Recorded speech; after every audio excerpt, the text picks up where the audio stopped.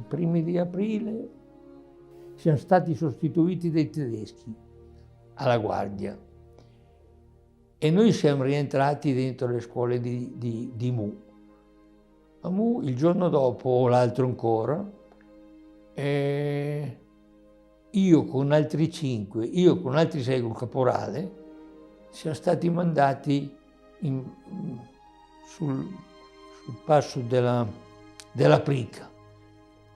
Adesso non mi ricordo il paese, ma è stato un paese molto sofferto, perché lì partivano, chiamavano quelli della fanteria, lì c'era una postazione, una batteria da 105 tedesca, prestata a noi per bombardare su a Mortirolo.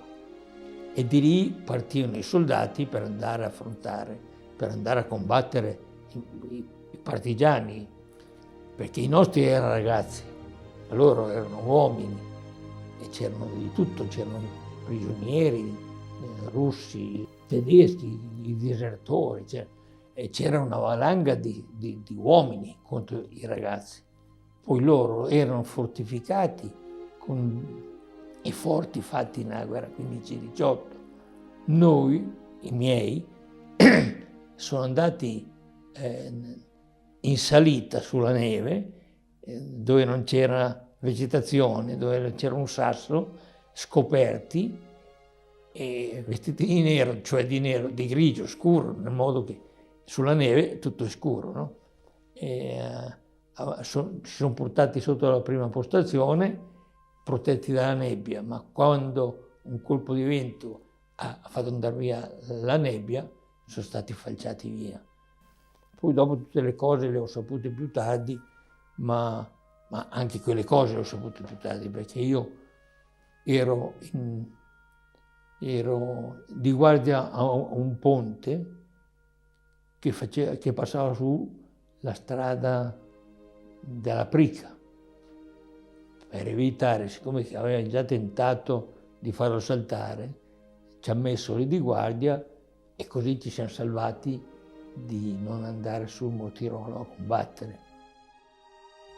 Ah, Rovetta, niente, lì erano sulla Presolana, erano non ce n'era uno che conoscessi, erano delle altre compagnie, però sempre tagliamento.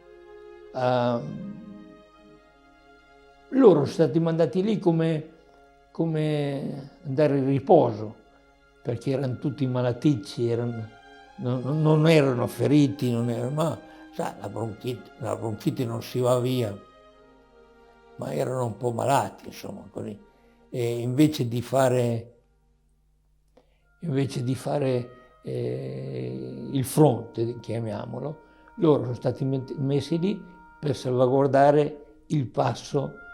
E quando è successo il 25-26 aprile, non lo so, perché dopo le ho sapute dopo le cose, lì erano stati fatti prigionieri, loro hanno dato le armi ai partigiani di lì e dopo invece dovevano essere protetti dal prete, perché erano disarmati, non avevano più niente. È arrivata su una banda da Lovere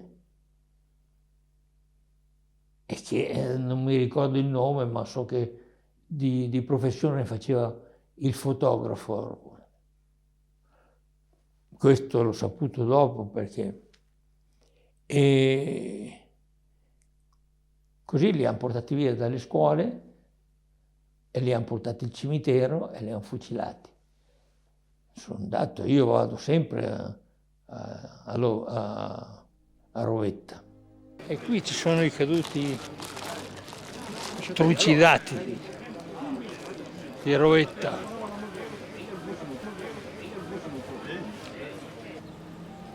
Così abbandonati, perché dalla Presolana sono venuti fin qui a piedi.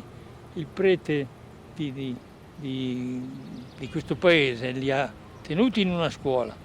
Nella notte, disarmati, nella notte sono venuti i ribelli e li hanno fucilati. Ecco, a quel muro a 4 o 5 ragazzi alla volta partigiani portavano questi ragazzi mezzi nudi, tum tum tum, un gruppetto alla volta di 4-5, poi li buttavano di qua dal muro, poi hanno cantato Vincere, loro.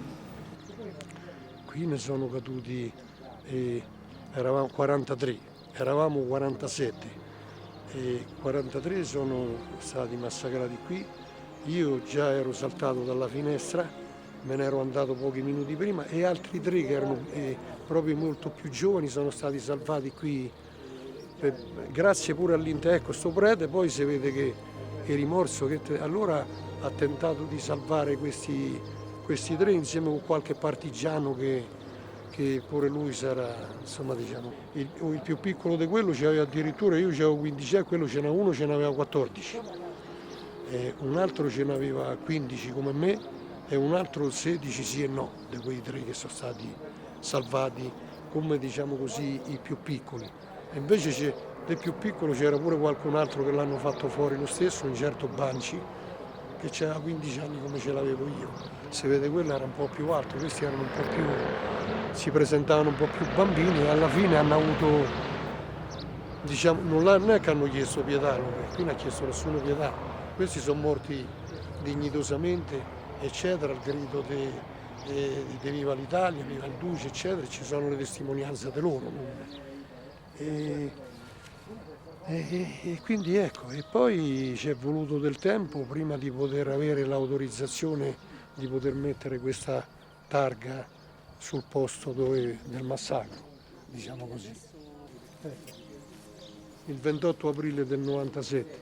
Poi è morto il nostro cappellano, che era una guida spirituale, una grande guida, e forse anche morale, etica, e forse anche militare, perché era stato un gran, pure oltre ad essere stato il nostro cappellano militare, è stato pure un gran combattente, tanto che c'è un libro che è intitolato Il Legionario di Dio, dedicato a Padre Antonio Intreccialagli, questo cappellano dei Carmelitani Scalzi di Montecopiolo.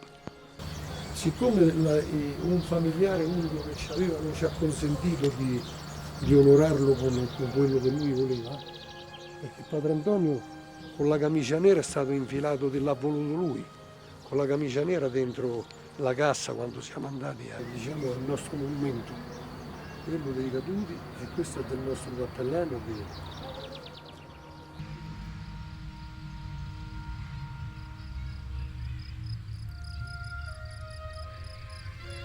Questa era quella che noi portavamo sul bavero con sulla fiamma nera che praticamente era il nostro distintivo militare, no?